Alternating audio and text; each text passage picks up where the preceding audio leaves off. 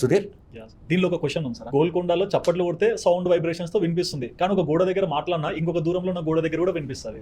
ఎట్లా క్రియేట్? అసలు నీకు ఇంకో విచిత్రం చెప్తాను. కర్ణాటకలో నాకు ఆ పేరు గుర్తులేదు, అంటే చాలా ఏళ్ల క్రితం వెళ్ళా. ఓకే. ఒక గది ఉంటుంది, కోటలో గది. ఆ గదిలో లోపలికి వెళ్ళి నువ్వు ఓ అని అరిచినా బయటికి వినిపించదు, బయట నువ్వు గుసగుసలాడినా కూడా లోపలికి వినిపిస్తుంది.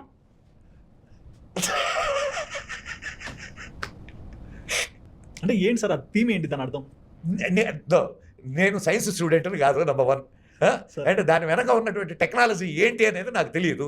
నేను చూసిన విషయాలు మాత్రమే. ఎందుకు కట్టారు? ఇప్పుడు ఇక్కడ మనకి ఇప్పుడు ఇక్కడ చప్పట్లు కొడితే పైకి వినిపిస్తుందా? సో సౌండ్ ట్రావెల్ ఎట్లా చేస్తుంది అనేది మన వాళ్ళకి తెలుసు. ఓకే. మన వాళ్ళు ఇంతకుముందు కొమ్మబూరాలు ఉండేవి. ఎవరైనా దాడికి వచ్చేటప్పుడు కొమ్మబూరాలను ఇచ్చేసేవాళ్ళు. సో సౌండ్ ట్రావెలింగ్ ఎట్లా ట్రావెల్ చేస్తుంది అనేది మన వాళ్ళకి బాగా అనుభవం. ఇంకా సౌండ్ ట్రావెల్ మీద నేను మాట్లాడాలనంటే ఇంకా మంత్రశాస్త్రము ఇవన్నీ వస్తాయి. అది ఇప్పుడు వద్దు. బట్ ఒక గోడ దగ్గర మాట్లాడితే ఎక్కడో ఉన్న ఒక గోడకి వైబ్స్ ఎట్లా వస్తాయి సార్? అంటే అంత డెప్త్ ఎట్లా తీసుకొచ్చారు సైన్స్ని కానీ టెక్నాలజీని కానీ? నీకు